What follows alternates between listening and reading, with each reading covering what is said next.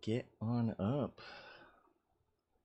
I'm just getting this launched right now, so I'm starting everything up.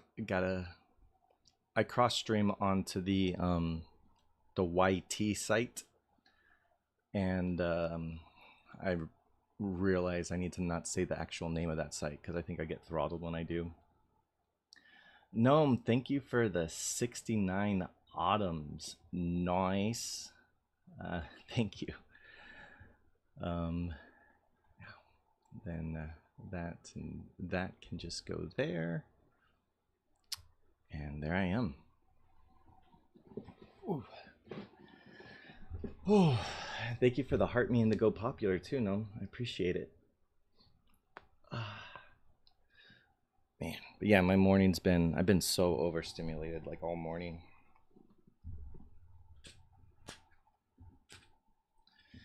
So, I appreciate you know. But yeah, so hey Anne, welcome in. Welcome in, Laura. Gotta go to the dishwasher. I'm gonna be on for a little bit, Blob. At least an hour. So another hour. And we'll see. Hey Jackie, how you been? Yeah. Whew. Thank you for the heart me. Yeah. I'm waiting for my Sunday roast. Ooh. Are you talking about like a roast of actual food? You've been mid.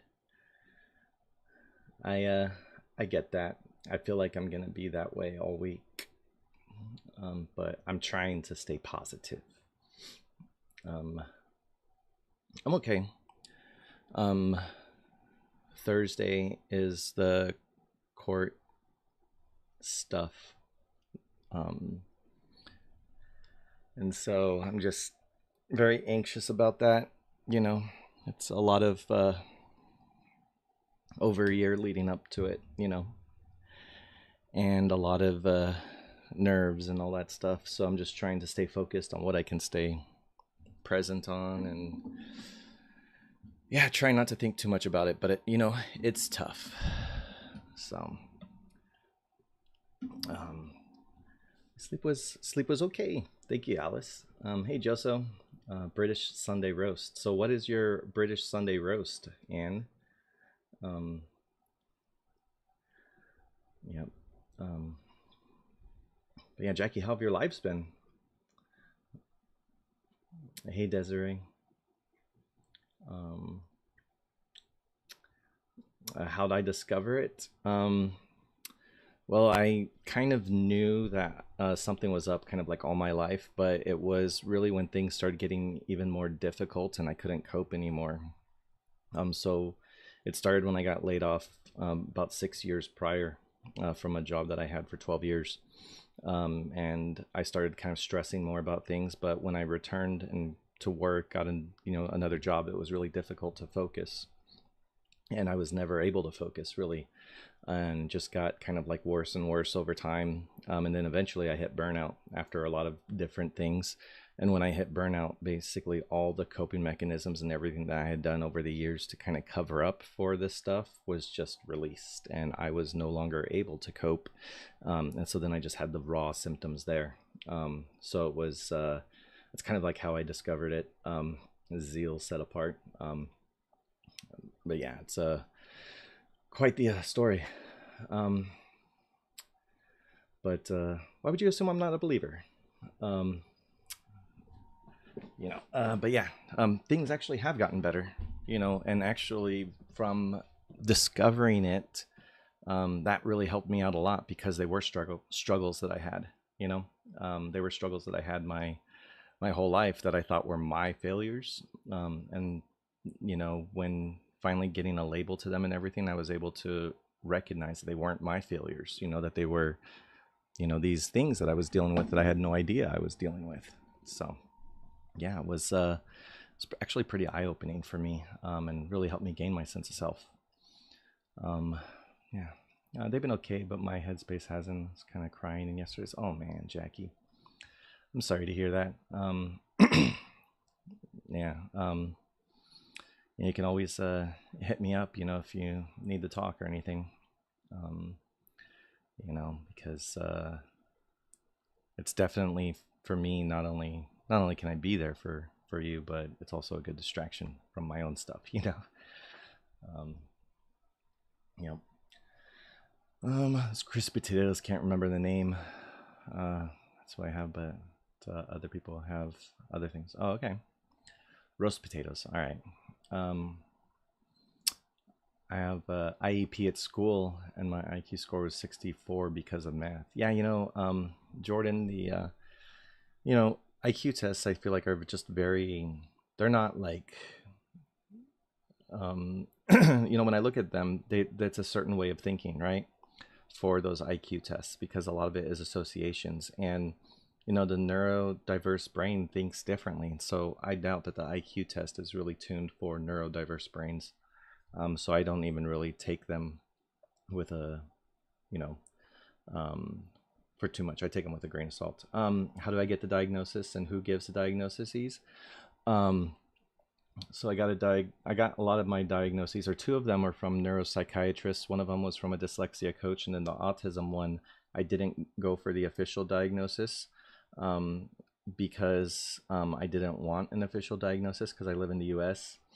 But I confirmed with a psychiatrist the traits and all the things that I was dealing with, and it was confirmed that it was part of the autism spectrum. So yeah, there's a lot of things that are kind of there that, for me, of course, means that I'm like low support needs.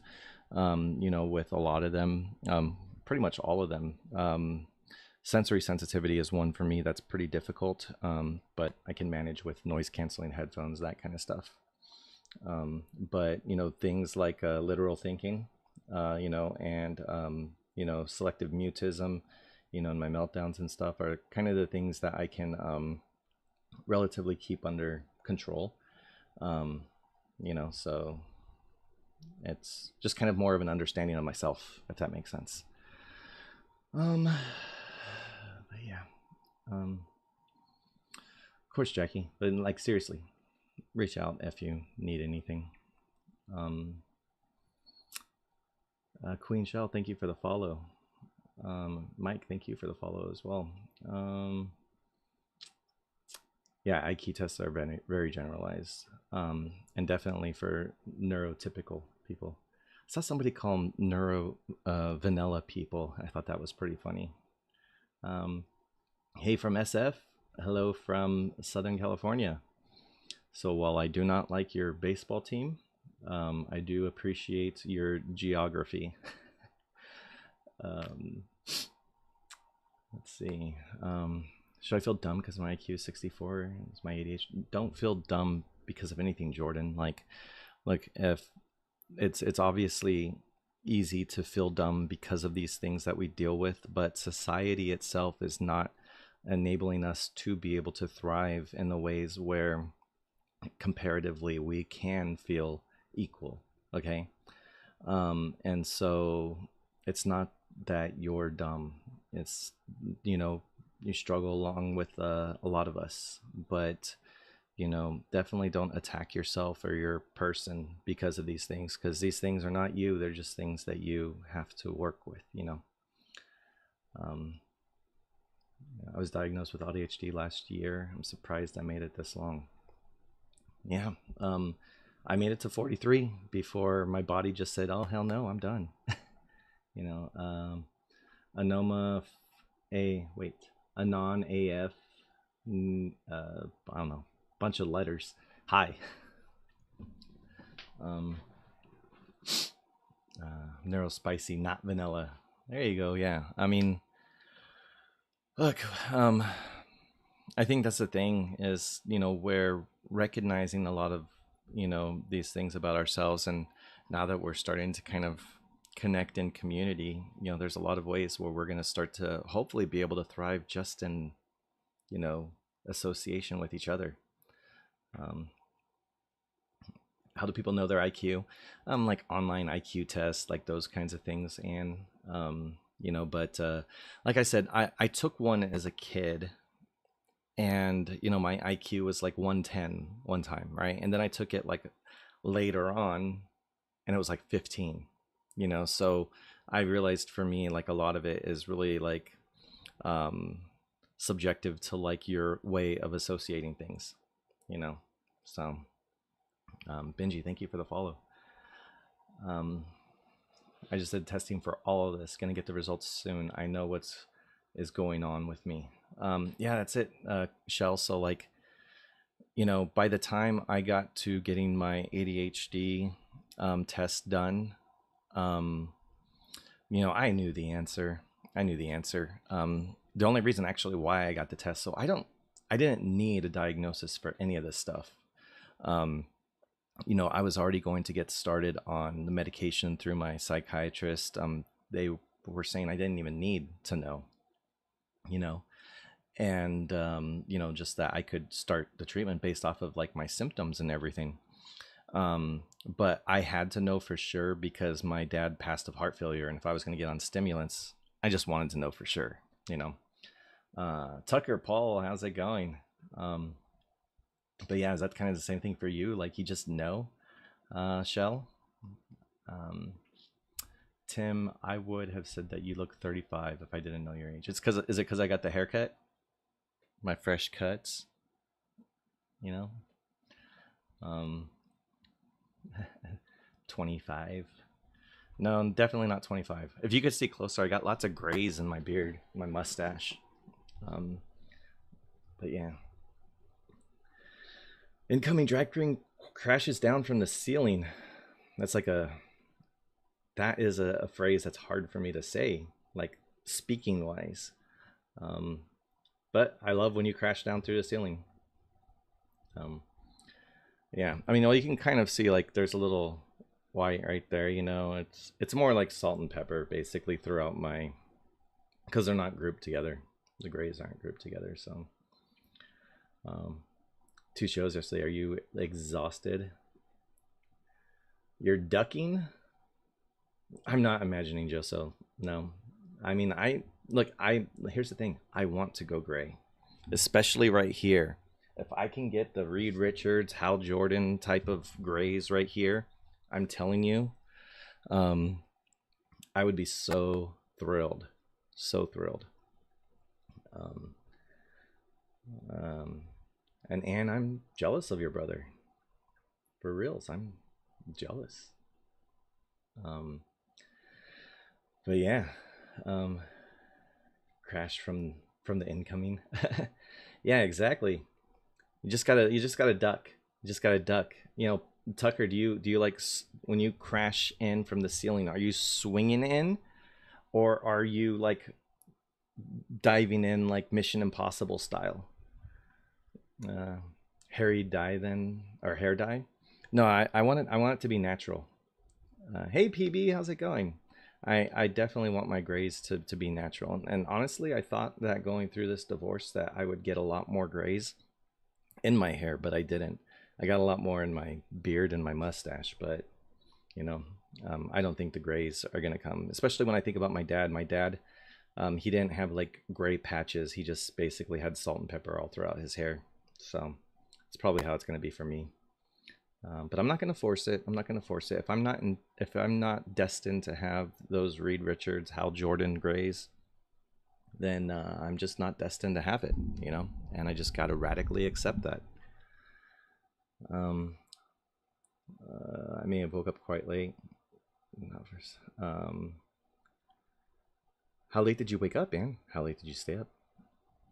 You're feeling frustrated but not really sure why, PB? PB, what can I call you by a different name by chance? It's okay if not, but if so, I'll just keep calling you PB.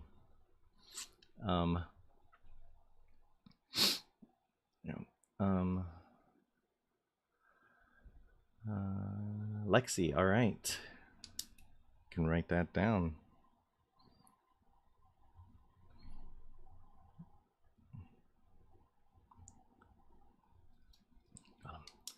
You don't have to. No, don't worry. I'll change it. PB and Jelly. Use that nickname in some games. 2:50 p.m. I went to sleep when you ended live, or like an hour after, like yesterday. So did you just like wake up right now? Princess Bubblegum. There you go. Yeah. We made it weird. Thank you for liking the live. And thank you for the heart me. How are you doing? Oh, so much stress. So much stress. Just breathe. Lauren, how's it going? How are you? You stay in bed. So are you still in bed? You're 3 hours ahead of me, right? I'm doing okay, Lauren. Doing okay. This week's gonna be a rough one, but you know, gonna stay focused and positive as much as I can. Lexi, you didn't need to change your name. I just wanted to know so that I can, you know, call you by your name. Having a productive Sunday after a lazy Saturday. I hear that. Sharmonica, thank you for the heart me. How are you doing? I was definitely lazy yesterday, but then this morning woke up, cleaned the kitchen, took some time to have like a 6 espresso shot like drink, and so I'm hopefully gonna be able to wake up soon. That's actually how I took my stimulants, was with that coffee. So let's really hope that I can wake up. I'm doing good, Sharmonica. How are you? I've been meaning to like go into your lives and stuff at night. A lot of times, like it's like about the time when I start to tuck in, but I need to. I want to. I still kept my users PB. Well, there you go. Good morning, Honey Bay. How are you? Gonna go live. Gonna go soon, but I'll be back if you're still live. Of course, Gabe. Yeah, thanks, Lauren.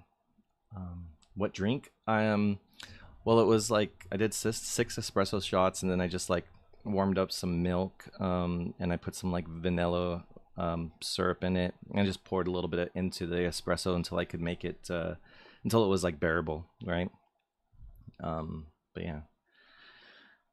yeah, 6 shots. Well, yeah, it was aggressive, but I needed aggression. I needed a little bit of aggression. You know, normally I go live at 6 a.m., but I decided I was going to go live a little later today. And so I slept in, and sleeping in is probably not the best idea, you know. But yeah, it's a lot of shots. I know.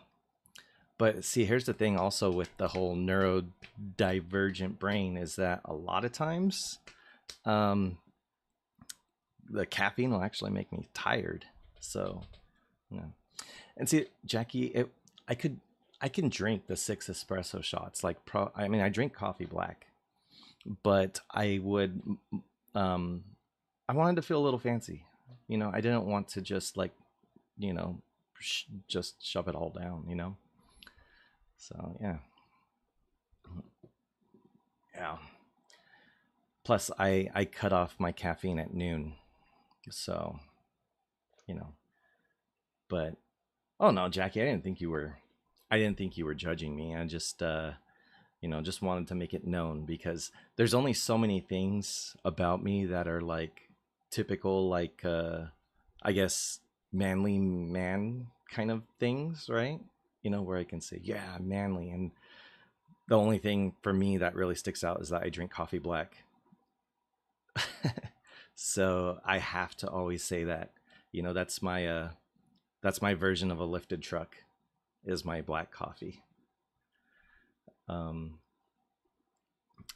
gonna be trying ADHD meds for the first time. I'm 41 in 2 weeks. I'm cautiously optimistic. We made it weird. That's great. You know, I would, you know, definitely, you know, kind of make sure that you're tempering your expectations, you know, with it, to kind of see how it is. But like really, medication for me when I took it, you know, like I couldn't tell what it was doing. And so what I did was I took the medication first thing in the morning, and it was instant release. And so then I took it, and then I just rested in bed for about 15-20 minutes, so that it could be released, right? And then I decided, okay, now I'm going to try and focus on something really, like reading a book, which is difficult.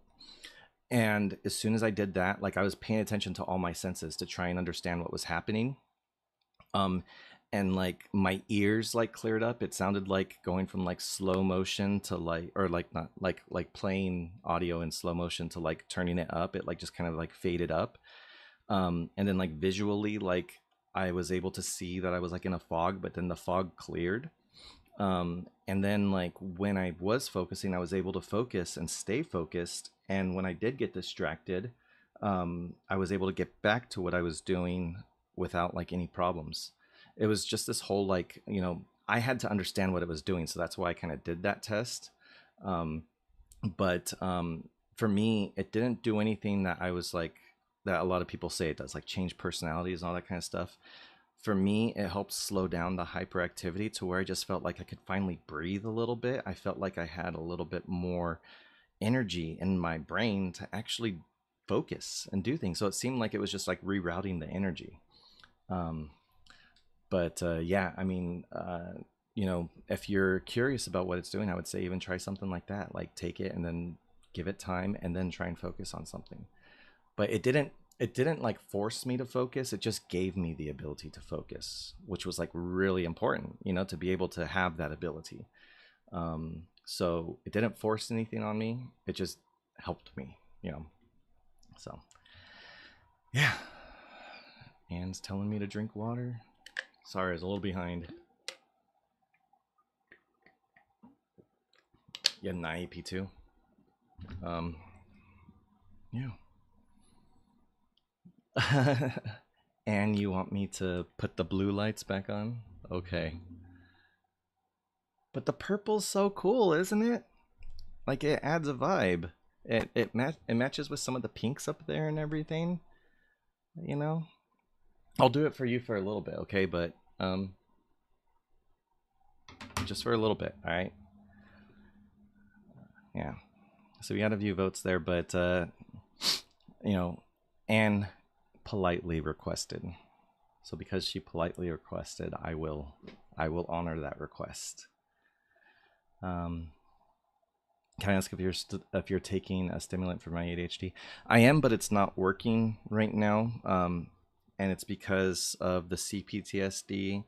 I was triggered shortly after I started the trials, and it put me into a fight or flight, which introduces a brain fog, which is very similar to the brain fog you get with ADHD, except it's through your nervous system. It's not because of the lack of dopamine. Um, and so medication is not going to work, because if you imagine, um, it clears the ADHD fog, but my CPTSD fog is so much thicker, right? It's a thicker fog to have to navigate through. So even if it did work, I wouldn't be able to tell. Um, Sharmonica, thank you for the 100 Go Populars. I appreciate that. Steve, thank you for the heart me. And Hardly, sorry, I can't see the whole name. Hardly Filtered, thank you for the heart me as well. Yeah, I really appreciate it. But yeah, Lexi, it's for me, it's I'm in that phase right now, but it's good. It's good for me because I know I'm learning a lot more about my CPTSD. Honestly, like I had no idea like the physical aspects of it. I mean, I knew the trauma part. I knew all that, but I didn't it's helping me understand how that affected me physically, like how it affected my nervous system, my amygdala, like all that stuff. So I'm learning a lot. The brain fog and inactivity, take a supplement wherever we should do meds. I mean, yeah, Sharmonica, if it's something that you feel like is debilitating, definitely. There are supplements you can take like L-theanine, and there's a creatine as well.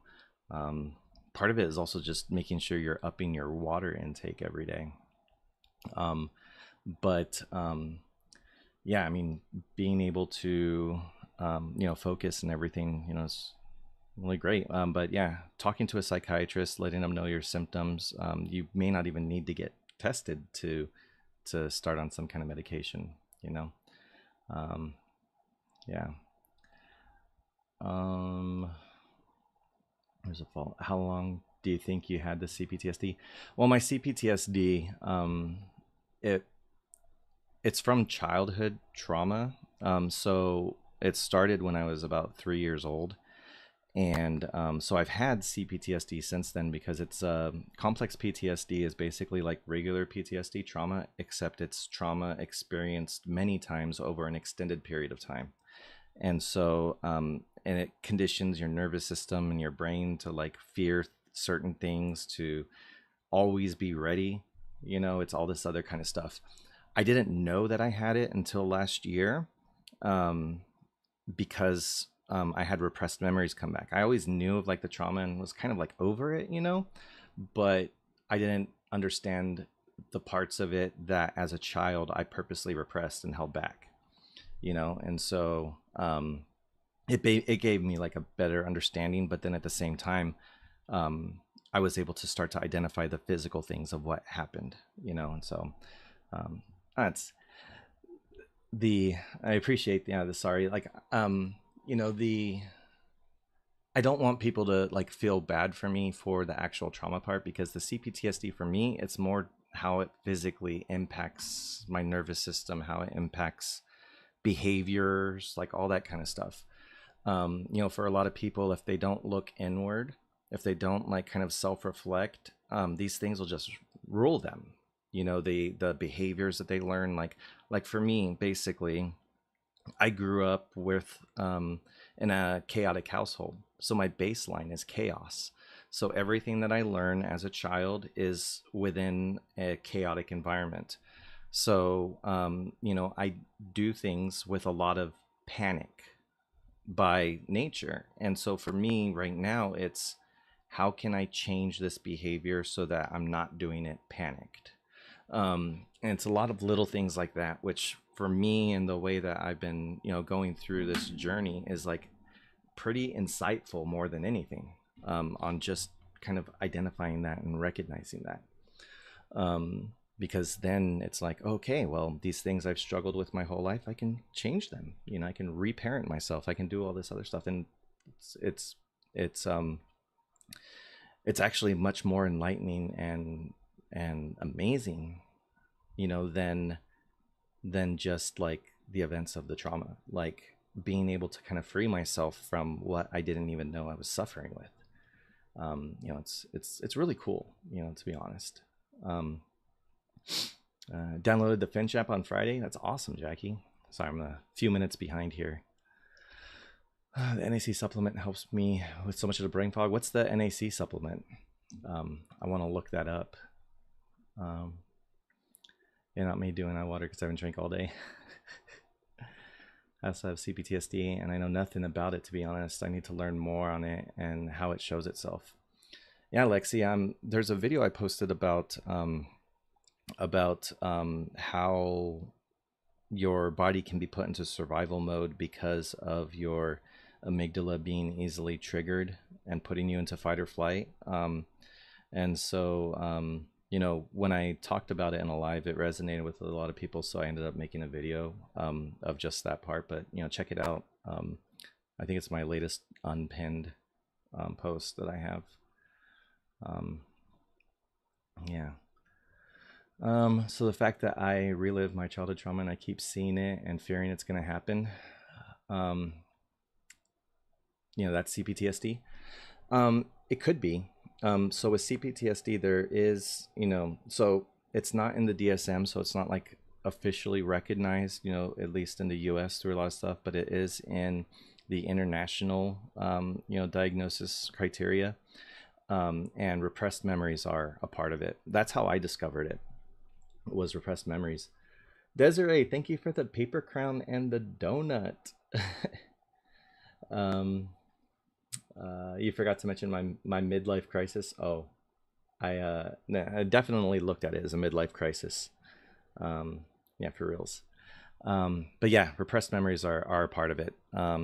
And really, it's like your brain, you purposely, like as a kid, I stored things, like I locked memories away, never thought about them again. And ADHD probably helped me forget too. But when certain triggers happened, it was like they just were exposed. All the memories were exposed. And so it was very, I was unable to hide from it, basically. Um, but it was very enlightening. Um, Let me see. Um, I had to finch up. My finch died. Man, you got to stay on top of it. Could you explain brain fog a little bit more? Like what that shows up like for you? Hardly filtered. That's a really difficult one to say because brain fog sneaks up on you, and I both both times when I've seen the brain fog has been when I've come out of it. Um, And so, like with ADHD, when I took the medication, I took it. The first thing I noticed was the brain fog, and then I noticed it being gone. And the other time when I had brain fog clear up, it was when I came out of fight or flight after, some realizations about my childhood trauma that I had processed and some like good steps that I made. It helped my body feel a little bit more safe to come out of that fear state. And a lot of people are asleep when that happens, but I was awake, and so I noticed like the brain fog, and then I noticed it clearing, and noticed like my body starting to like kind of wake up a little bit, because um, you know, I guess that's one of the ways that I can explain it as far as CPTSD goes. A lot of your internal systems and things, they're just not operating at 100%. And things just, when your body's in that brain fog state and you're kind of in survival mode, really your brain is telling your body, only operate essential functions. And so that's why thinking, focusing, all that stuff can be pretty tough, you know. And so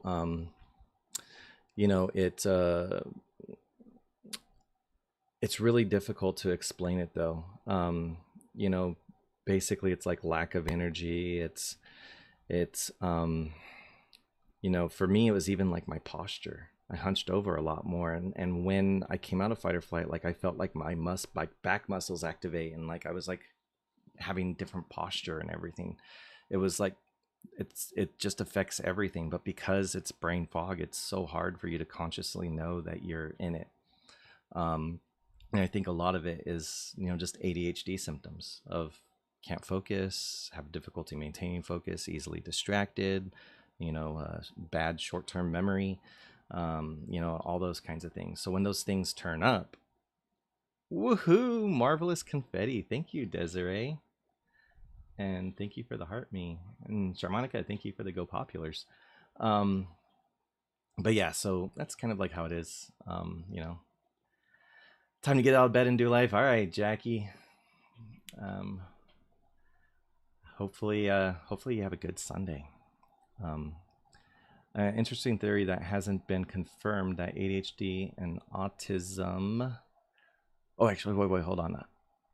We made it weird. So is this like an over-the-counter thing? I want to research it because I want to try these different like supplements and stuff to really see, if it can help. There's something also that Boss Boo said last night that I want to check out. Something to get at Sprouts. TY LCY STEINE.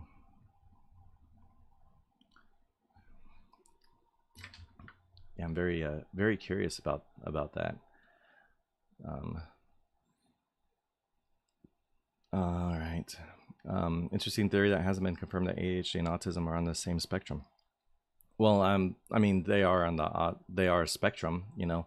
I do kind of feel like at least for me, I can say that they're on the same spectrum. But I can't confirm for anybody who's not autistic and has ADHD.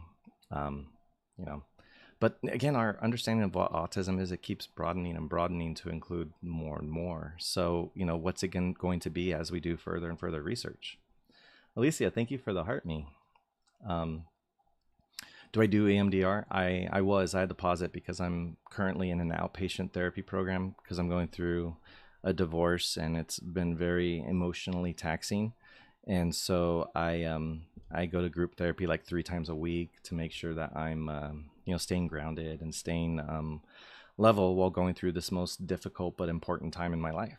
Um, and um, so I had to stop EMDR for right now. Um, and as soon as I'm done with this outpatient program, I'll be able to resume. Because EMDR is going to cause like a lot of emotional stuff as it releases, all that stuff. But I'm really, really, really hopeful about EMDR.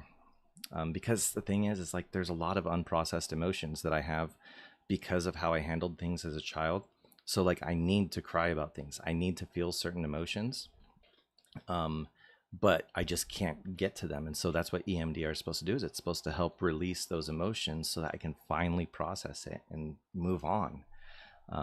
Because I've processed what I can. I have such a good understanding of the things that I am have had happen. Now it's just like, all right, what else do I got to do? Handle the emotions. Okay, cool. I'll handle the emotions. You know, um, I ain't scared of no emotion. Um, yeah. Um, yeah, I can't figure it out, but I appreciate you trying to explain. Yeah, absolutely. It's really, really tough. Sometimes I get brain fog so bad it scares me because it feels like my brain is suffocating. Yeah, um, I definitely hear that. It's, I would say even this morning I had a significant amount of brain fog. Um, Now that brain fog is a little different, than the kind that you have to live with. That's kind of like a morning, grogginess. There's a certain grogginess that just doesn't go away. And that's really what the brain fog for me is. It's just this persistent grogginess that impacts so much of your cognitive function. Um, ADHD and autism have an overlap for sure. Yeah. It's over the counter supplement. Awesome. Thanks. We made it weird. I'll check it out. Do some research, of course. But yeah, appreciate any of the recommendations. If any of you guys have any supplement recommendations of over the counter stuff, let me know. Specifically over the counter, like can go to a pharmacy and find it. Not anything that I would have to acquire from someone else or any of that kind of stuff. Because I can't even talk about that stuff here. Um, I need to do that probably also. It's tough for me. I can't even do EMDR. Why can't you do EMDR, Lexi?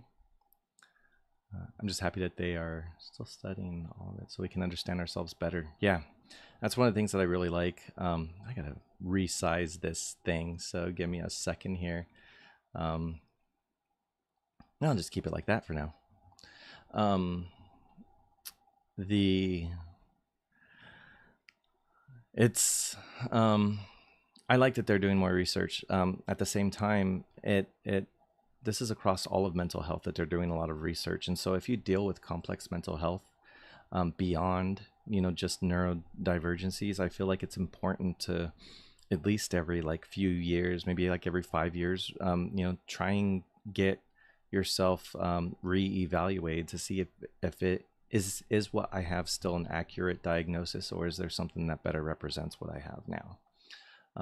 Especially when it comes to medication and how they treat things and all that, yeah. Um, my hairstylist on the cut looks great. Thank you so much. Yeah. Um, where do you get your haircut? I just got it cut at the local barbershop. I have a regular barbershop that I go to and just kind of, yeah. Haircuts are expensive. I only paid $30 for mine, but it's like, I remember not paying that. And the thing is like haircuts for me are also trigger my sensory sensitivity. And so I didn't realize for the longest time why I avoided getting a haircut for so long, but now I kind of know. But now that I know that, it's like, well, now I got to really force myself to do it. Because I don't want to allow myself to be held back by these things, which means I have to press through a lot of them. And so now, like beforehand, it was like, I just don't feel like getting a haircut, so I wouldn't. But now that I know it's, oh, probably because of the sensory that I don't want to do it, okay, well, I should probably do it anyway, you know? So that knowledge helps me out. I dissociate when I try to focus on grounding. My therapist or my recommended IOP. Lexi, I'm in IOP right now. Um, and IOP is very, very, very powerful. Um, yeah, like Desiree said, I'm in it for the second time right now. The first time it changed my life. The second time I went back to it because I knew I needed it for a difficult time in my life. But what made it very, very special was that they didn't use CBT therapy. They did DBT, dialectical behavioral therapy, which is so much more validating and so much more appropriate, I feel, for complex mental health than CBT, which tries to get you to reframe or look at things from different perspectives. Because it's not necessarily the perspective or the framing that I wanted to have changed. It was okay to validate it because it's a part of my story. I needed to know, where do I go from here? How do I manage life? And with CBT, it's a lot of, here's how we help you come to your own sort of solution, your own way of being able to deal with it. And I'm like, no, like, honestly, I don't know how to deal with it. I want framework. I want best practices. I want skills. And that's what DBT provided me, was skills on how to handle these things and how to handle things moving forward. So DBT, it seriously did it. I would recommend it to anyone to do DBT therapy. I realize I've been stuck in fight or flight mode and don't know how to stop it. One of the things that I did is I kept telling my body, you're safe. You're safe. I kept saying it over and over, because I would be sitting on my couch doing nothing. Then all of a sudden I'm overcome with an immense amount of fear. And the thing with me is that, like, I'm kind of always scared. I've always been, had a little bit of fear, just like kind of always there. Never really knew why. I just thought I was skittish. I don't watch horror films, like all that kind of stuff. But now I understand why, because of that conditioning. And when I do get like an overwhelming sense of fear, I sit in that moment. I'm like, okay, well, is there anything to fear? Did anything change? Anything happen?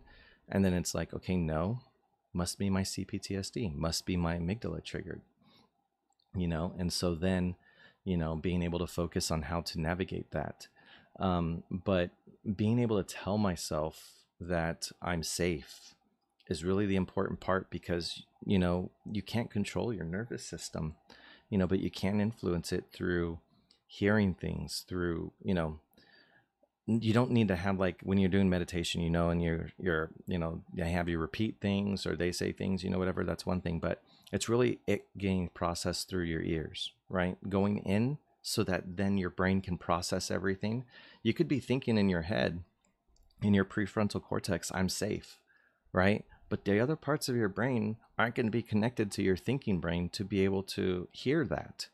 And so by repeating it, you're having it go all the way through your system, having it processed, your nervous system is hearing it, and you're able to start influencing that. And seriously, it's telling yourself, I'm safe. I'm safe. There's no reason to fear. There's no reason to react this way. I am no longer in that dangerous environment. And it seems so like hokey and everything, but you really were in a dangerous environment, and your nervous system needs to hear that. See you later, Paul.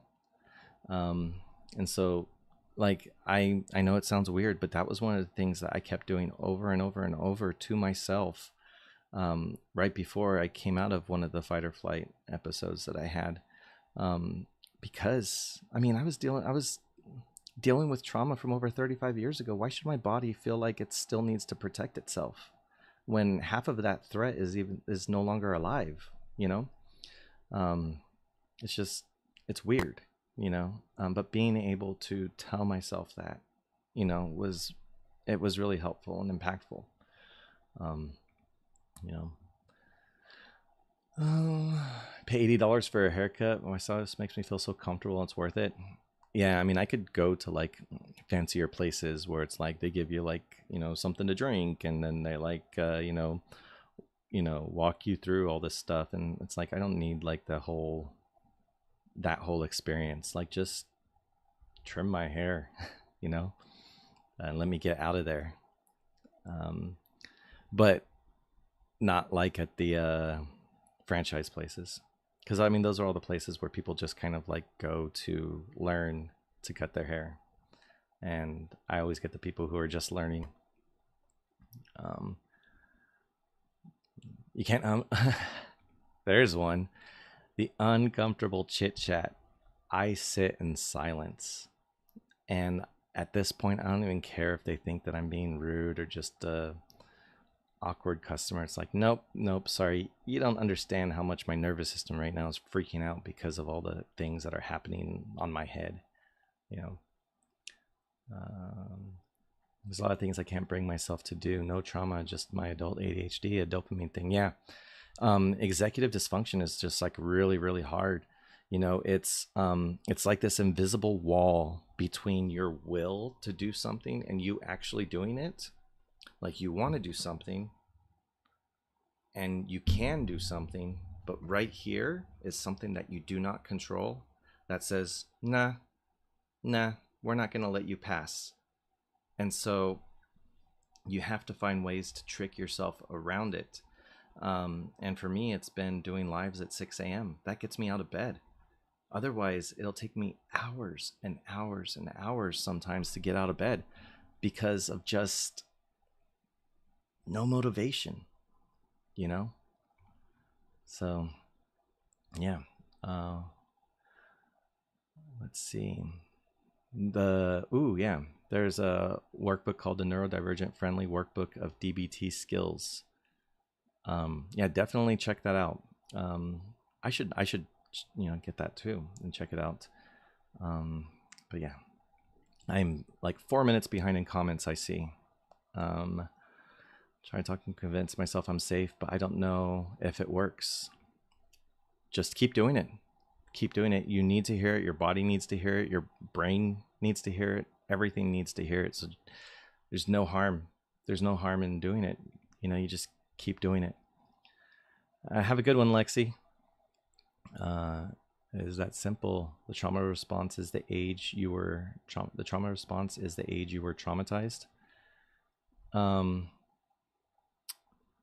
Well, yeah.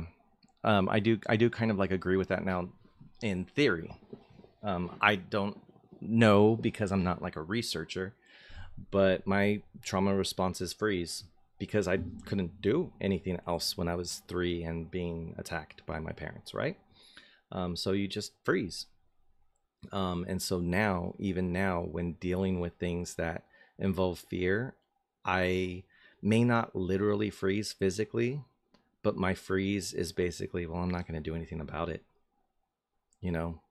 It's like a freeze of my own intent. And just, all right, well, this is how it is. And so it's evolved into that kind of a freeze. Which is good in a way because there is no thoughts that I ever get of ending it for myself. And I think a lot of it is because even that would be too much effort, you know? Yeah. Let's see. Have I done trauma work? I've done some EMDR. I've done some DBT therapy. I've done a lot of therapy, somatic therapies.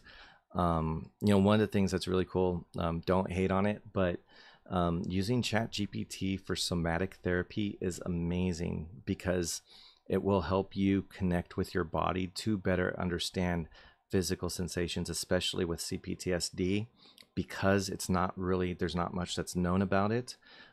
Being able to look into cross-referencing the research that they're gathering, and even just the information that's available of the body, That's where ChatGPT is awesome because of its ability to cross-reference and to understand a context. And so you can tell it, with your knowledge of the body, with your knowledge of the mind, why am I feeling this physical sensation? And then can you help me walk through it? And you can start to learn and understand your body a little bit more. A somatic is like a body-based sort of like understanding. So somatic means like in the body. So like for me, there's some somatic understandings that I have. All right. So when my nervous system gets overwhelmed, I'm now aware of when that happens. I'll get chills all over my body, which I have right now. And that's through somatic therapy that I've been able to identify that. Also, when it comes to my sensory sensitivity, through the somatic exercises, I was able to decouple it from aggression that I would have with sound sensitivity, whereas beforehand I would probably get upset and be like, quiet down.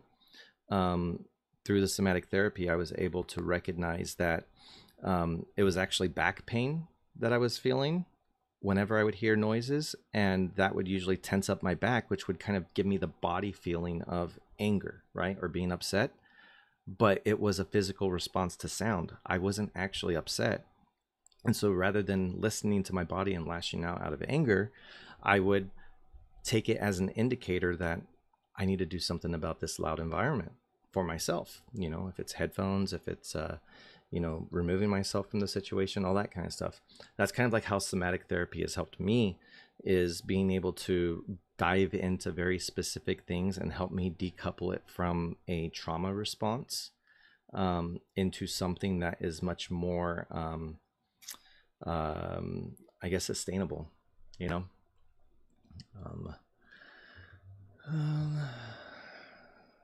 hours before and I'll still be late to it. Yeah. Time blindness. Bought an electric clipper for 30 euros. Haven't seen a stylist in over 15 years. Awesome, Joso. Neurodivergence workbook of DBT skills book PDF if anyone wants it. Is that what you would search on the search engines?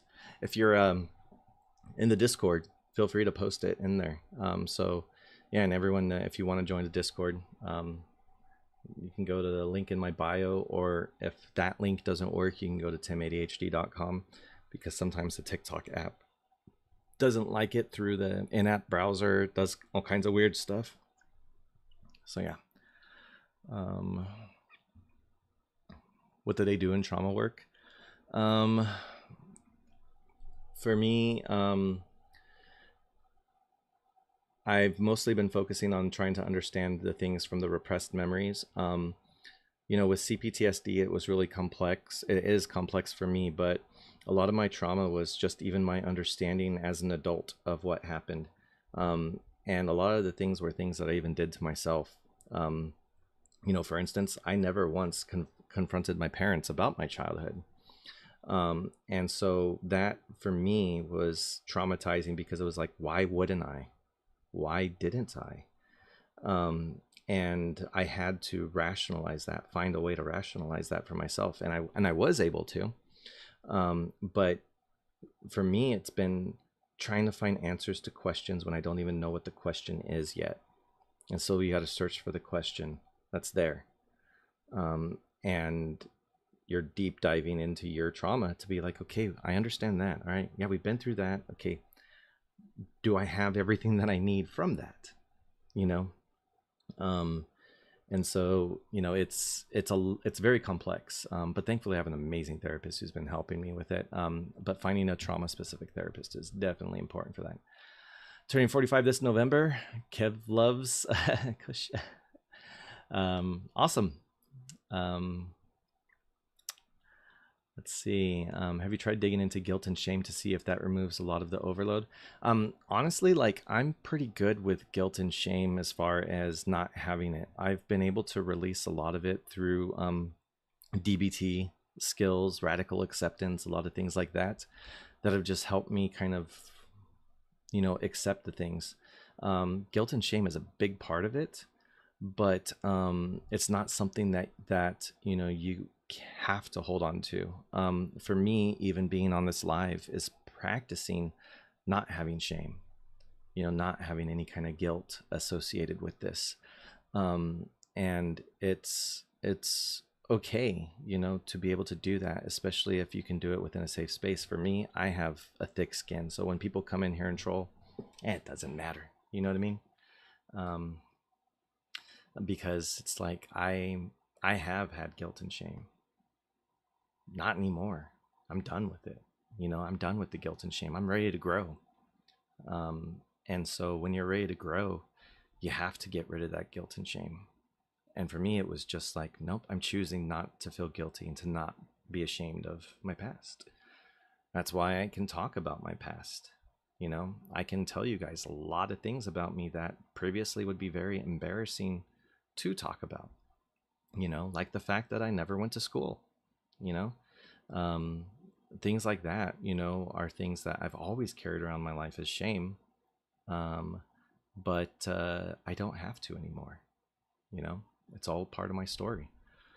So yeah. Discovered dyslexia in her 40s. Okay. Yeah. I discovered it was called dyslexia. So my dyslexia is word swapping. So as many autistic people do, I script what I'm going to say before I say it. So neurotypical people will typically, as they're going through a conversation, they will be, they'll already know their thoughts. They will have already thought, they don't need to think out what exactly they're going to say. They just start talking.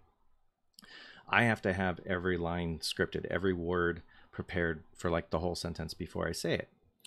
And what will happen is when I'm saying it, one of the words may change into a different word. Sometimes it's the opposite word. And so that will also get worse as I get overwhelmed. And so if I'm in an argument, it'll appear like I'm gaslighting.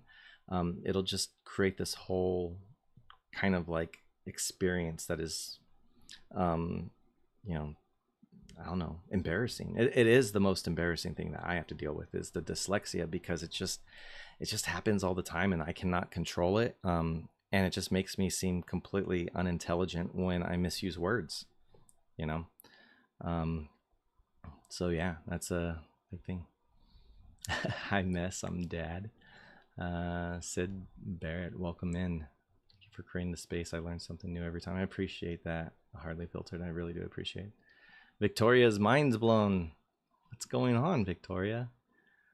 It's wild that you never went to school. Yeah. Yeah, I was homeschooled. But it was not for the purposes of educating me the way that they wanted. It was for the purposes of isolation. As soon as I was able to read, I basically had to teach myself. And wasn't the best at teaching myself. I was basically taught by a 9-year-old, then a 10-year-old, then an 11-year-old. So, thankfully I was able to get a few semesters in at community college to get a lot of the general education stuff, caught up in everything. So, a lot of my math and English is pretty okay. But there's a lot of gaps in other things. But we live in a world now to where when I come up across something I don't understand, it's so easy to get that information, and so while it is best for people to have this education, not have to rely on, Google or ChatGPT or everything, at least for me, I have that, and so it helps me out, with all that stuff, and so again, no shame. It wasn't my decision. It was my parents' decision. I wanted to go to school, but no shame. No shame, because I'm tired of shame, What did I avoid by not going to school? I mean, it's going to get into the trauma a bit, but the trauma that I had was religious trauma, specifically. This is a book that my parents had on how to discipline their kids. So that created my trauma, basically. But a big part of it has to do with in the 70s, the creation of the moral majority. This person was a big part of it, and the premise of the book was basically to get your kids to listen to you and to follow your example and to not be influenced by anyone else. And part of that was schooling. You know, they have to take away my view of any other kinds of opinions outside of their opinions. And so it was basically to isolate me from the world so that I would have one particular worldview. Wow, thank you for the paper crane, Deanna. Appreciate it. And I'm saying that a little early before it appears, but yeah, see it. Thank you. Blob, thank you for the heart me, and Deanna, thank you for the heart me as well. But yeah, so it had that kind of stuff, you know.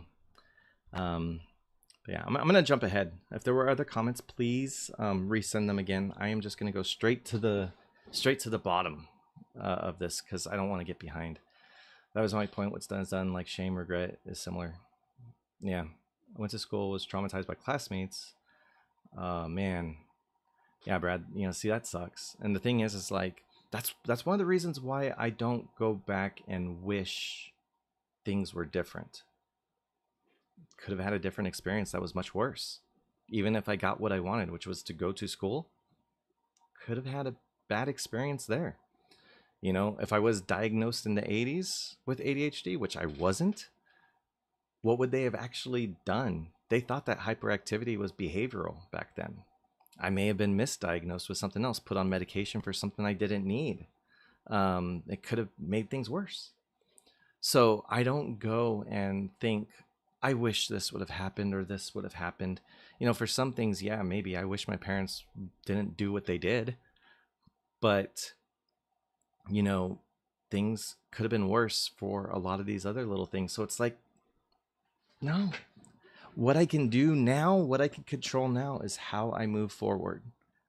That's the real control that I have. That's the real thing that is present today. It's not hypothetical. And so what am I doing? I'm growing. I'm moving forward. I'm not going to let this stuff continue to impact how I am as a person. I'm going to use this to my advantage. I'm going to use this to help people. I'm going to use this to bring light to mental health, you know, and that's where I am with this. I'm going live, sharing my experiences, not to tell people to feel sorry for me, but to say these things are real and you can find hope and you're not alone. There's growth. There's a lot of things where we can just say, all right, you know what? Let's just consider everything that happened before today a wash. Let's just forget it. Let's just figure out what we're going to do now to live a more fulfilling, authentic life. You know, and that is the mindset I choose to have. Get panic attacks. Any thoughts on that? Yeah, you know, there's distress tolerance skills within dialectical behavioral therapy. And so, you know, you can pick up the dialectical behavioral therapy skills workbook. DBT therapy is a skills-based therapy, and it focuses on 4 different categories: distress tolerance, emotional regulation, interpersonal effectiveness, and mindfulness. And distress tolerance is one of the things that really helps when it comes to things like panic attacks. You know, it helps you, you know, be able to approach things with a particular mindset, but also a way of being able to calm your body, to be able to get your body to get back to a calm state. And so there's definitely, you know, some resources and things that are available there through that. I think I have shame and worthlessness. I'm unaware of. I talk good to myself, but it isn't working. Yeah. It could also come from external factors that you haven't. See, here's the thing. I had to know my trauma. I had to know the deep darkness of it for me to understand why it was that I saw myself the way that I saw myself. because then it was like, oh, okay, this makes sense. Because my parents did this, because they acted this way, because they said these things, because they treated me this way and everything, that's why I feel this way. And so then I'm able to say, okay, well, that was incorrect. Everything that they did was incorrect. So I should not feel this way. And so a lot of times you have to dive into the trauma, to figure that stuff out. Are stimulants good for somebody who has ADHD, anxiety, and autism? It's up to each individual what they want to do, but I don't think that they're harmful. I've tried them and they've worked for me momentarily. And I would encourage people to just kind of make their choices, do their research, and don't listen to people on TikTok for medication advice. Work with a professional on it, because I mean, it's serious medication, okay, but can really help. So yeah, pyromania, pyro. Hi. Question: mental diagnosis did your parents have? I don't know. They never went to doctors. They didn't really believe in that kind of stuff. They are basically religious fundamentalists. My dad's passed already, but if they can't pray it away, it doesn't exist. So that's kind of how it is. And that's the house that I grew up in. So that's also why I wasn't diagnosed. Yeah. I hope you're doing well as well, Pyro.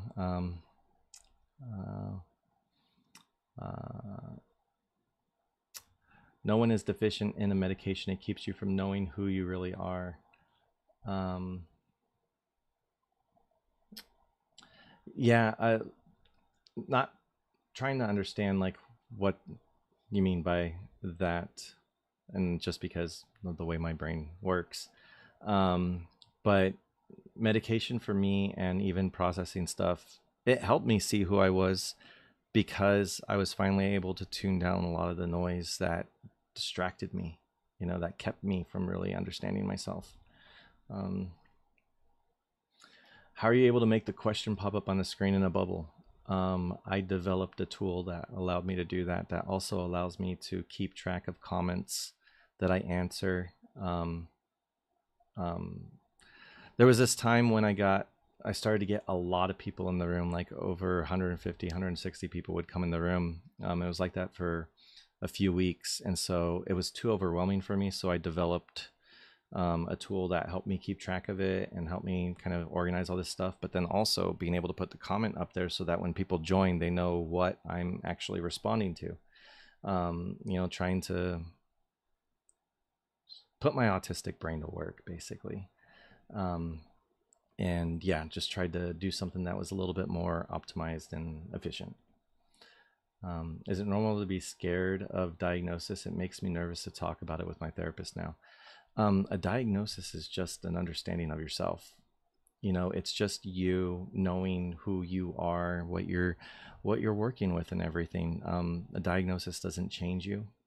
A diagnosis is just an understanding. So I think part of it is, yeah, sometimes it can be really hard to come to terms with stuff, but a diagnosis is also a direction towards how you can better support yourself.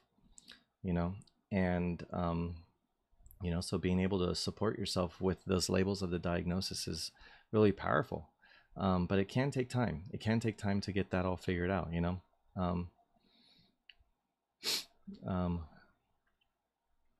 So yeah. Let's see. I stopped going live because I didn't know how to make comment bubbles and tricks for the chat. Well, Alicia, let me know. I will, I guess one of the things that I could do is I could put something like this up onto GitHub. I developed it really only for myself. The only dependency is Tickfinity, because it uses some of the APIs that are there. But I could put up a version of this that others could use. There's just, I'm working actually on another version of the dashboard that I use, that I am trying to make it to where it's not hard coded to just my live. And if I can get that going, then yeah, I'll definitely share this tool out so that people who go live can use the same thing. Makes me feel a little better, just a little rough. Yeah. Any info for bipolar disorder? I don't have bipolar, and I don't have too much knowledge on it. We do have people within our community who have bipolar, who are struggling with it or thought to have bipolar. Even though I don't know, there are people who are going through it here. So, maybe there's something there. But, one of the things that I do know, regardless of what everybody's dealing with, is just to make sure you're giving yourself grace, because it's rough. Whatever you're going through is rough. These things are impactful. And so just make sure you're giving yourself some kindness through it, because, who else is going to give it to you if you're not giving it to yourself? So just be sure to make sure that you're doing that.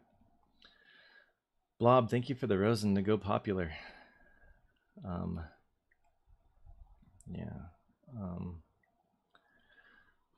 Taking a breath now.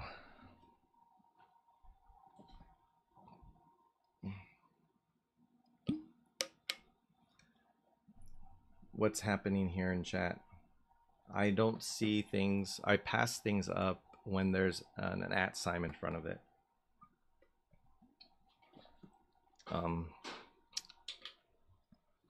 Let's see.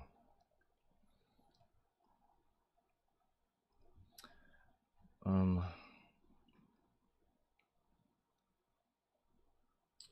see.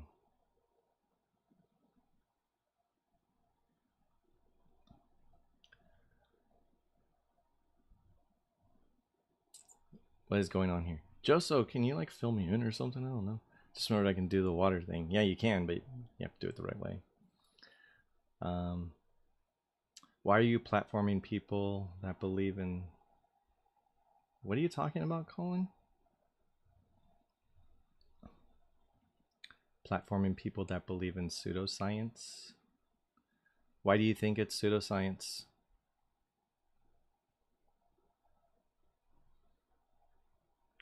Blob, there's no space. There you go. There you go. Why are we talking about diabetes in here? It's not the subject of what we're talking about. It's a different Alicia. Yeah. I know. Don't worry. Alicia 1.0. Okay, don't worry. You're not in trouble. I missed something too, Deanne. But yeah, what do we got going on here with this comment?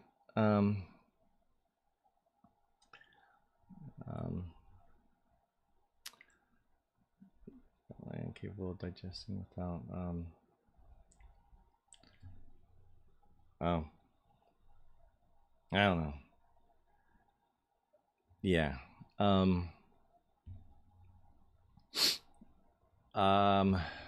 Joso, you can mute, unless they're trolling about this stuff. You can mute whoever you want. Okay. So I trust your judgment in that stuff. What prompted you to seek self-diagnosing my ASD? Well, why? It's kind of weird. I had a lot of symptoms that I thought were ADHD, but were not. And so as I continued to kind of like focus on them, and they were starting to get a little debilitating, especially like my sensory processing and selective mutism, like that kind of stuff. And so when I talked to my psychiatrist about it, about these sort of other traits, and a pretty decent list of them, the psychiatrist confirmed that was autism, and I just left it at that, because I don't want an official diagnosis. I live in the US. I've said many times I've read too many X-Men comics to want to be on a registry, because I know what happens when you're on a registry. And RFK is not really instilling much confidence in me being openly who I am. So yeah, that's basically what it is. But for me, it's more of an understanding of myself. It really does help me understand myself to know these things. But yeah. Um, well, Colin, I had type 2 diabetes. You don't need insulin then. It's more about diet control. So yeah, but that's, again, we're not talking diabetes here. How are you? I finally got diagnosed with ADHD. That's anxiety. Now ADHD. Yeah, for me, my anxiety was having ADHD and it not being treated, and I used anxiety as my way to get things done, fear of failure, all that kind of stuff, you know. Um, but yeah. Um, um, Alicia, do you have anything to say specifically about the topics that we're talking about? Because we can certainly talk about that stuff, but I don't want to talk about like holistic foods and all that kind of stuff in here and getting other people distracted from the particular topics, especially when there's a lot of things that are of different types of opinions. You know, I don't want to start arguments in the chat. This is a safe space, and so bringing in these other kinds of things do not allow it to be safe, especially when it's not on topic with what we're talking about. So if we can not talk about diabetes and using, you know, holistic things to like cure diabetes, that'd be great. You know. All right, Joso. You should have had that. I don't know why you don't. Let me see here. Boop.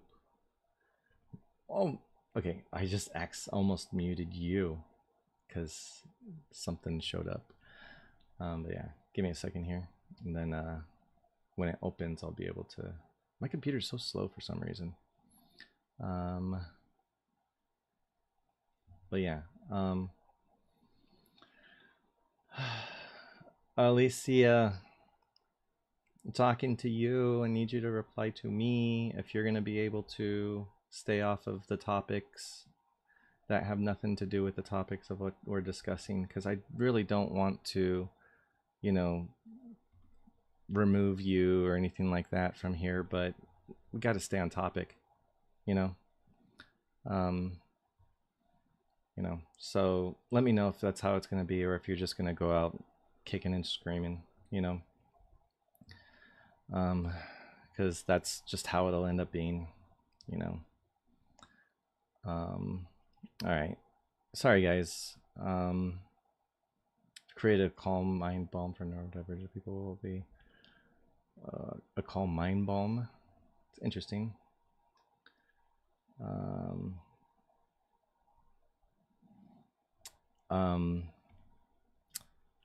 Yeah, you know what, Colin, it's not even if it's unmedicated, it's just having it. But I'm sure being medicated helps. You know, so yeah, I am medicated, but the medication doesn't work. CPTSD is ruining that for me, but hopefully it'll get taken care of soon.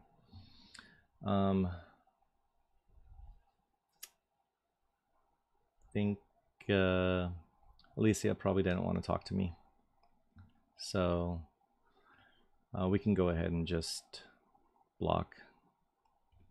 I will do the honors, because yeah, can't go in here and disrupt everything and then ignore me when I'm trying to make peace with the fact that we're trying to create a safe space here. So yeah, I believe in natural remedies do help. Yeah, they may help. Doesn't work for everyone though. Anyone stuck in the savior role? What do you mean by that? Like trying to help other people? Let's see. Does anyone have any advice for people that get in trouble with the law that have mental health? I'm not a lawyer. I would be worried to get that kind of advice from anyone, you know. There's something wrong with me. I like too much all mute and moderator and block stuff. I don't know. See, I mean, it's great. Yeah. If, you know, if, yeah. Um, so do you have, ADHD? What are your symptoms and stuff that you've been dealing with, SAD ZX99? Um, you know, is it, has it been debilitating, or is it just like the common human traits of sometimes being distracted, having a hard time focusing and all that? You know, kind of curious. Does my head often have a foggy feel? About 99% of the time, yes. Um, uh, Bad sleep, mood swings, overactive, can't focus at all. Those are human traits, you know, especially if you get bad sleep, because bad sleep basically means you're gonna have a hard time focusing, and you're gonna be moody, and you know, so a lot of it could be cured by not even essential oils, by just good old fashioned sleep. Um, you know, but yeah, um, I hope that makes sense. That's part of what helped me get help. Yeah, absolutely. Yeah. Does anyone use sounds? Does it work? It does for me. I have this app that I use called, what's it called? Brainwaves. And when it does the sounds, they really, really do help. So it's not like ASMR. It's like, frequencies and that kind of stuff. You know, certain tones and everything that, you know, when you play them, um, like it's kind of like this stuff where it's not really music, but there's tones under it. But when you do them with headphones, especially if, for me, having the sensory sensitivity that I have, I feel like it really goes straight into my brain. Stuff like this, like it's just, there's certain sounds that are there that really do help, you know. Um, and so the app that I use is called Brainwaves, and it works pretty good. I actually use it quite often, especially when I'm in places like grocery stores and Costco. Oh my God, Costco. I have that on when I'm in Costco all the time. Um, yeah. Um, um, yeah. Has Host done any EMDR therapy? You can call me Tim. Um, or treatments for CPTSD, and willing to talk about what I've done. I started doing EMDR. I did 4 sessions and only got to about age 4 during those 4 sessions as far as mapping things out. And then I stopped because I went into outpatient therapy because I'm going through a divorce and it's a pretty difficult time. I needed to stay grounded, so I opted to go back to my IOP, so that I can have sort of the access to that group therapy and the processing multiple times a week. And so, you know, so I stopped that. But, you know, learning dialectical behavioral therapy, and the first time I was in IOP, really, really, really did help. And I can't, you know, overstate how much it helped. And then doing things like somatic therapy to understand myself, doing a lot of inner work to try and deep dive into my trauma to better understand how it affects me today, not focusing on the traumatic events, focusing on how that impacted me as a child and how that grew into what I am today. You know, a lot of reparenting, a lot of comforting my inner child, a lot of that kind of stuff. You know, and honestly, using ChatGPT for a lot of that stuff is really helpful because it can come at it from a compassionate way for yourself. You're not going to mess things up. If anything, you're just going to get more and more ideas on what you can do to introduce that safe of calm. And yeah, so what also helps is to get rid of toxic people. Yeah, exactly. I'm curating my own village. I am done with being surrounded by the things that are trauma, you know. And yeah, so bye, Blob. Take care. Everyone say bye to my Blob. Love you so much. Thank you for that. Appreciate that, Blob. And yeah, everyone say bye to my favorite Blob. Divorce is hard. I'm sorry all of this is hitting you at the same time. Yeah, you know what, Colin? it's crazy how much like everything is hitting me all at once. The divorce stuff didn't start till about a month and a half after this. So I already had my spiral and my crash and my, rock bottom. And I'm in such a better place than when I was then. Um, but yeah, it really did suck that so many things were happening at once. But I'm still here.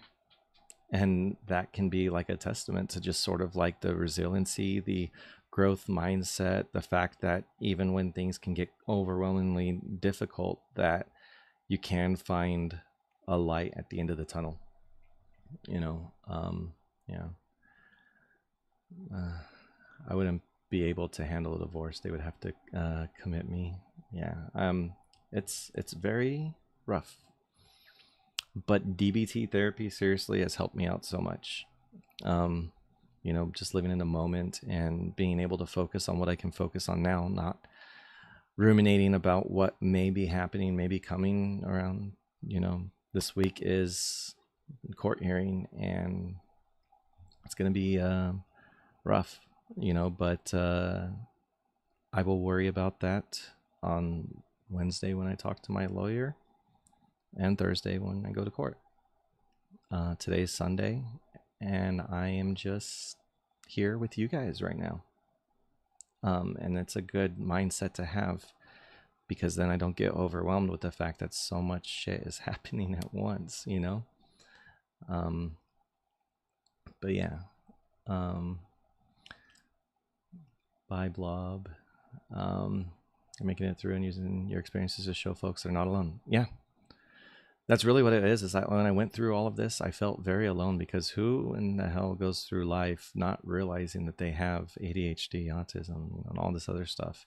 I felt so alone. I felt like the only person in the world who was 43 and just diagnosed. I remember the first person I met on TikTok who was also late diagnosed, and I thought, oh, okay, so now there's two of us.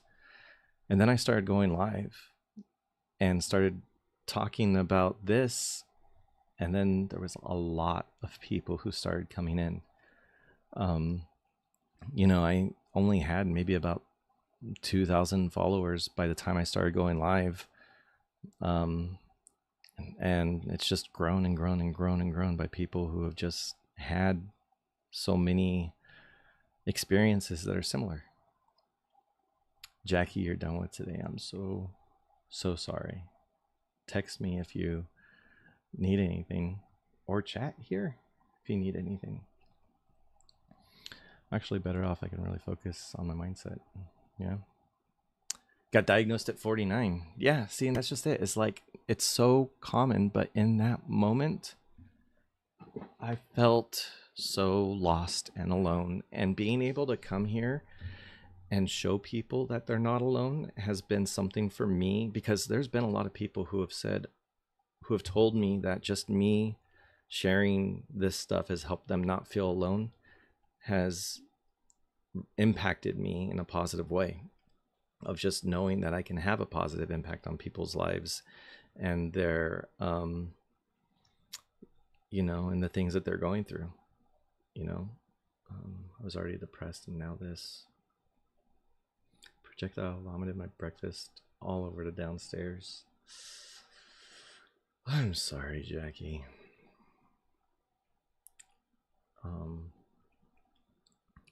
Felt like an idiot that I didn't know my whole life either, right?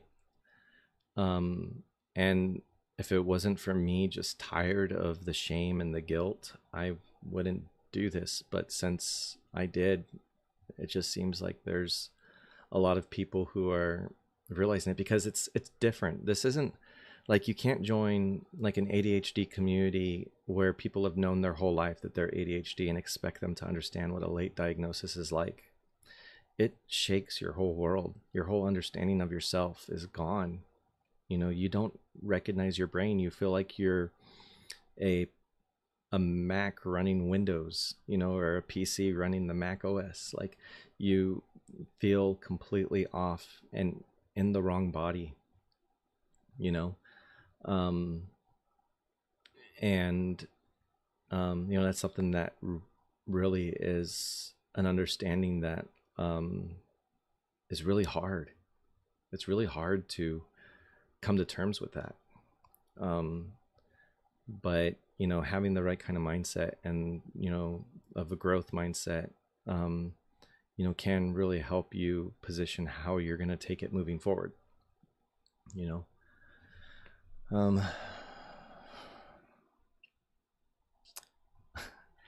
Thank you, Deanna. I appreciate that. I have to take these comments and actually take them in. Normally I would ignore them, but I mean, it's important for me to have that positivity. Thank you, Krista, for the follow. I returned to university and still managed to get distinctions, so that's making me happier now. Awesome. I didn't know other people go through this too. Appreciate that. Colin, thank you for the heart me. I had to seek out my own diagnosis in my 20s because I've always been more inattentive than hyperactive. Yeah, see, my thing was that as a child, I told my parents that I was having difficulty reading, and my mom told me to just try harder. And then I asked again when I was like in my mid-teens, and she said, just keep trying. And so I did keep trying, but then that's how I took every hurdle that I came across, was just to keep trying, not knowing I had to jump the hurdle. I just ran through them all until I just couldn't do it anymore. My nervous system just gave out. Yeah. He delivered an ultimatum this weekend. He's in Vegas because I'm over the BS. Either go up or out. Yeah. Jackie, I'm proud of you. And I really hope that you do what's best for you. For you. Okay. Specifically for you. And I keep saying for you because you have to think about yourself. I know a lot of times your focus is on everyone else, but for you, what you need.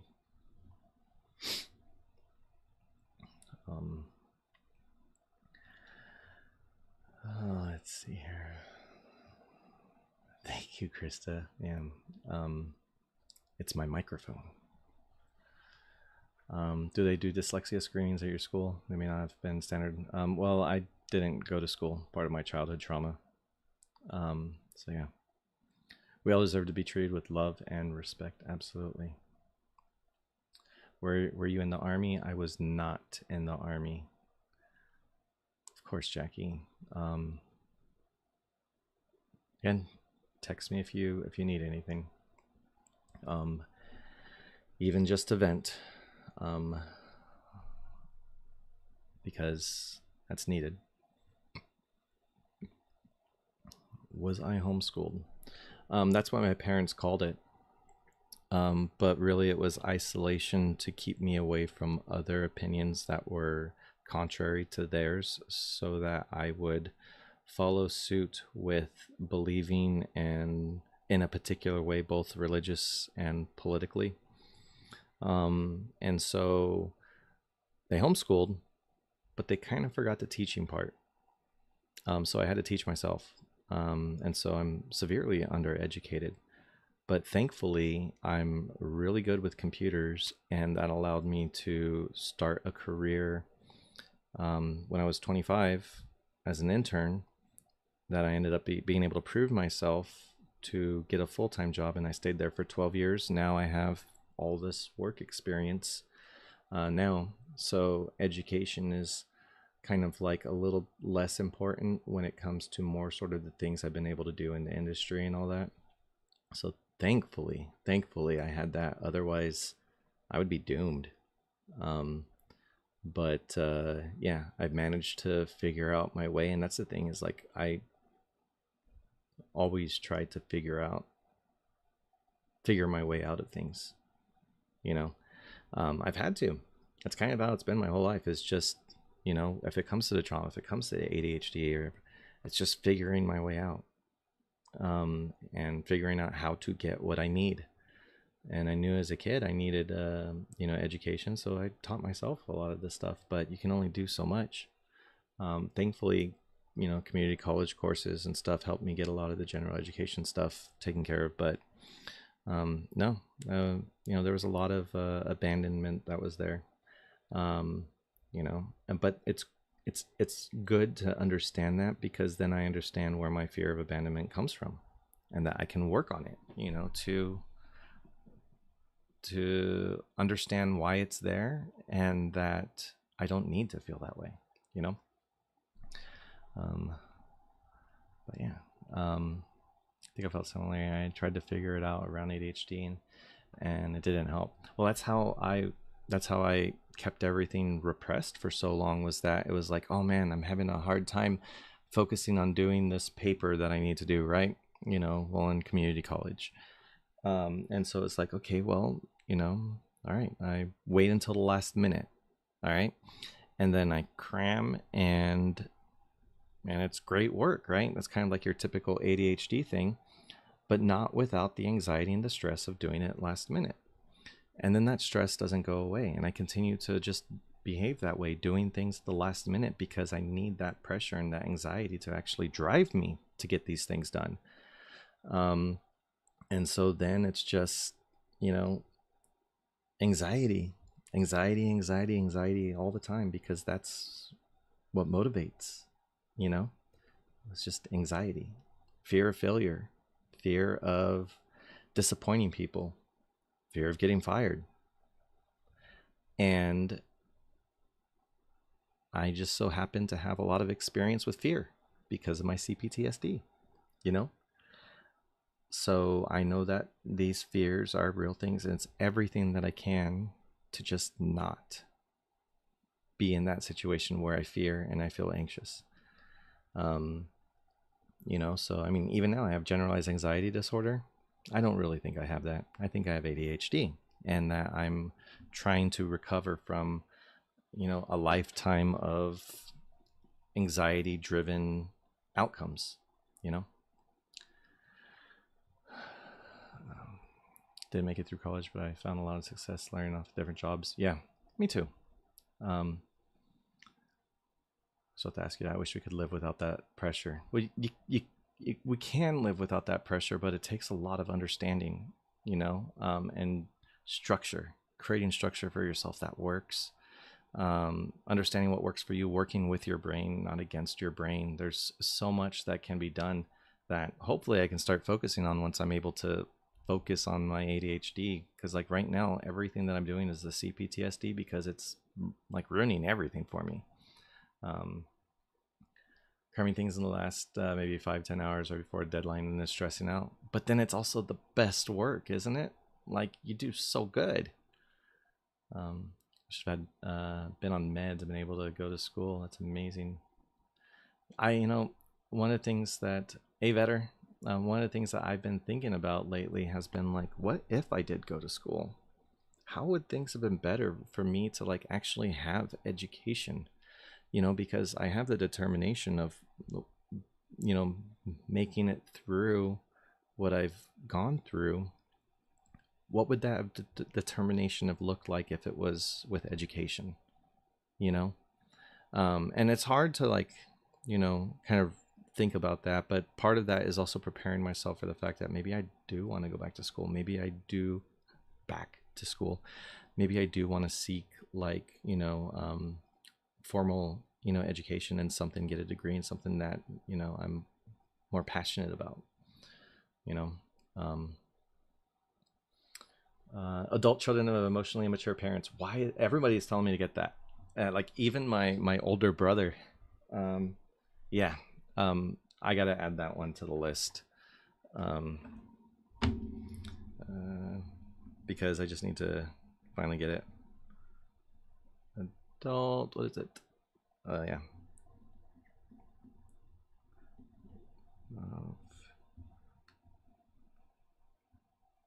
Well, emotionally immature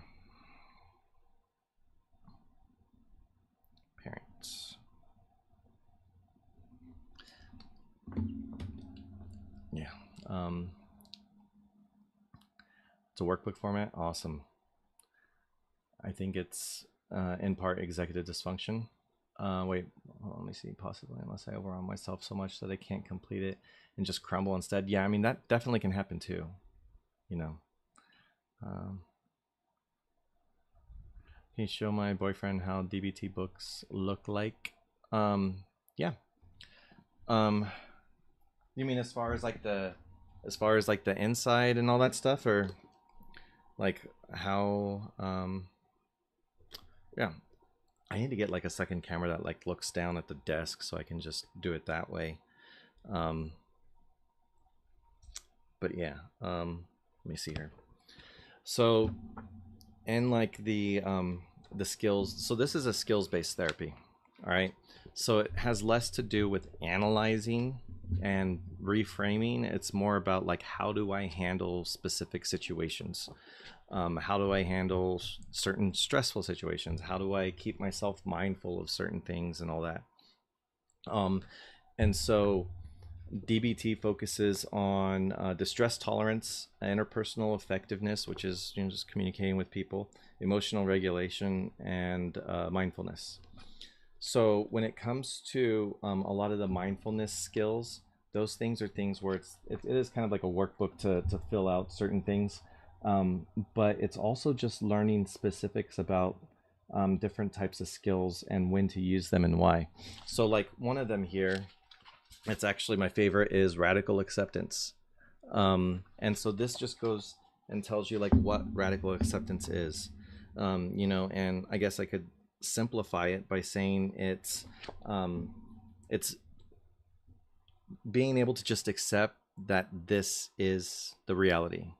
Not that you like it or that you don't like it. Not, there's no opinion. There's nothing to it. It's just accepting this happened, which is quite different from CBT therapy, because CBT therapy will say, look at it this way, change it to this. But reality is that it happened.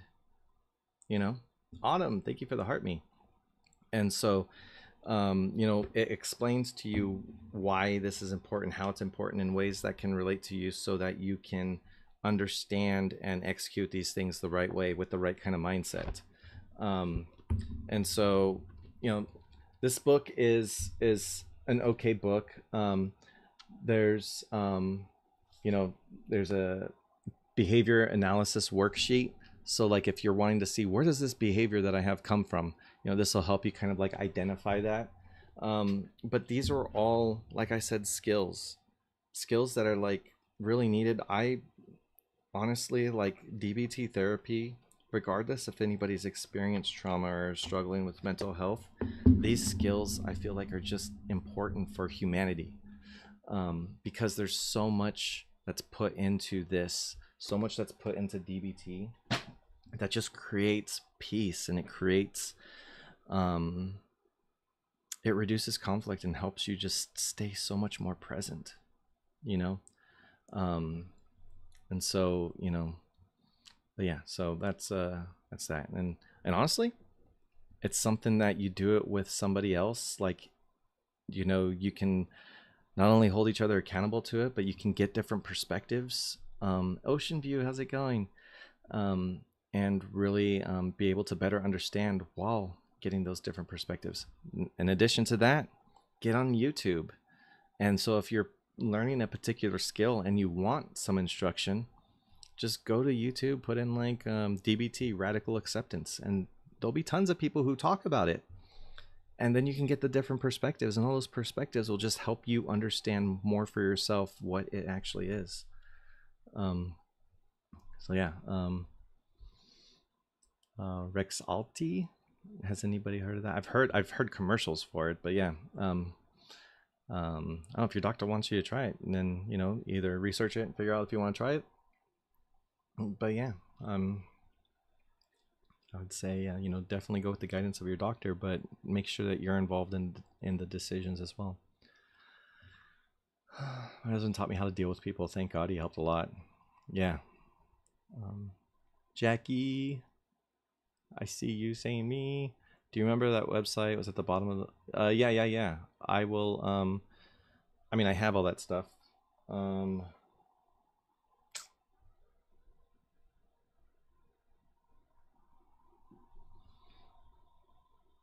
I think it was Therapist Aid. Was that it, Jackie? Let me look real fast. I'm just going off of memory.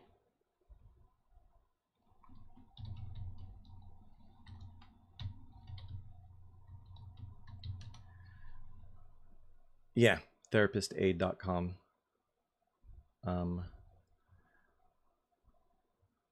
Yeah. Um, and the thing is that so Therapist Aid definitely helps for worksheets, but there's no like direction on what to use when, all that kind of stuff. It's just like basically a bunch of printouts. But it's definitely good to use that, especially if you're doing DBT therapy, because maybe you don't want to write in the book. You know, maybe you want to have something that you can constantly use, to, look into stuff. So, for instance, let me share my screen here real fast and give you guys a little bit more of a view of what I'm talking about here. So one moment.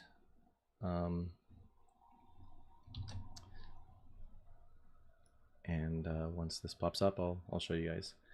And then while this is going, I'm going to read some questions here. Got some lame health results. That means I need to abandon my safe foods. I am so sorry. Good time to see new safe foods. Happy to see you. Is this a special live? It's a lazy Sunday live.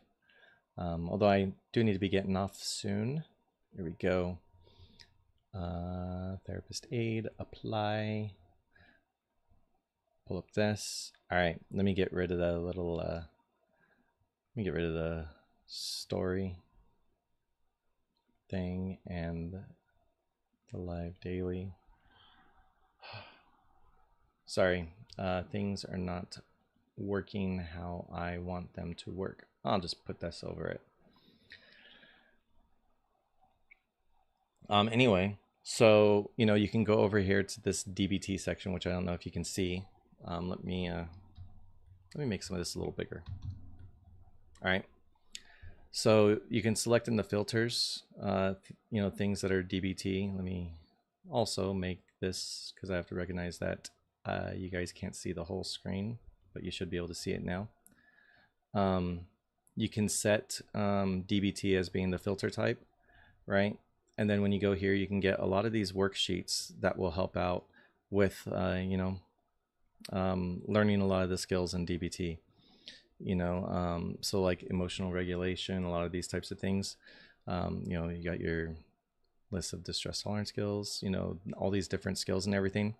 Like even this one, I was given this exact handout last week, on the improve skill, and basically the different ways that you can utilize, being able to improve the situation while you're in a stressful situation. There's a lot of really great stuff that's here. Alicia, I use TikTok Studio. I could walk you through that sometime too. Urge surfing, that's really important too, because this talks about how sometimes you need to sit with the emotion, and if you can understand that you're about to pass it without feeding into it, you can sometimes just sit with these things and let them be, and then eventually they will go away. Dear Man is awesome. There's so many things that are here. But yeah, therapistaid.com. Thank you, Jackie, for reminding me of that. There's DBT in the UK. It's just hard to get into. I believe you have to have a BPD diagnosis, borderline personality disorder diagnosis, to be able to get into it. But yeah, so yeah, Therapist Aid has a lot of the printouts, and that's just worksheets. There's videos too and stuff, but I don't know what you need to pay for and all that. But like they have DBT, no results. So yeah, some of it you might have to pay for, urge surfing, the guided exercise. Yeah. I mean, there's stuff that's there. But like I said, like even if, Let me see. DBT radical acceptance. YouTube. You know, you can find a video on what it is. You know, so as you're going through the book and learning that these skills exist, you can, you know, get a instruction version of it. You know, that helps you understand. Come on, there you go. You know, and we'll navigate and talk you through it, which I don't think you guys can probably hear it because I can't hear it, but maybe you can.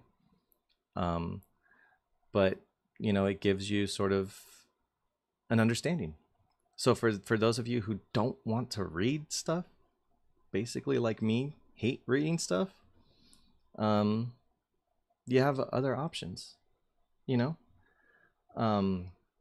So there's a lot of ways that you can help yourself with DBT, with the book, and then once you get to certain sections, look for videos, look for anything that's just going to give you that instruction. You know, I hate reading. You know, what's different in DBT? DBT is helps you with well, it's four categories of emotional regulation, distress tolerance, interpersonal effectiveness, and mindfulness. But it's a skills-based therapy that helps you approach certain situations with different things. You know, for you, Gabe, it would be like really helpful when you feel like, you know, any kind of mania is coming, to use distress tolerance, which then will help you stay grounded and help you stay, you know, a little bit more present. Yeah. Of course, Ocean View. Yeah, it helps you with problem behaviors. You know, there's so much that's there. And so, you know, I tell you guys about how important it is, and I show that book as an example, but get creative in how you learn it. You know, you don't have to read it. Just even like go into Chat GPT and say, give me an outline. Well, maybe I'll just do that here real fast.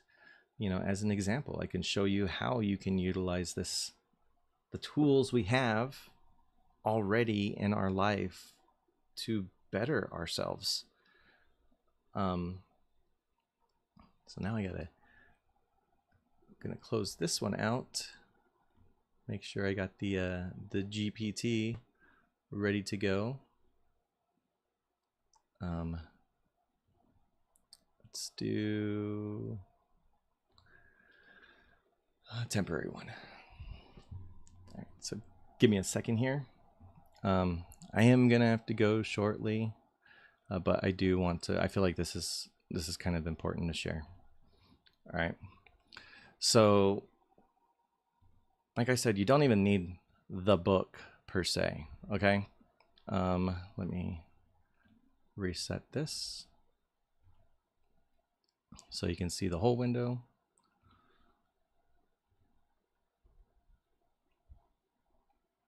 Let's see. I don't know why it's acting this way. I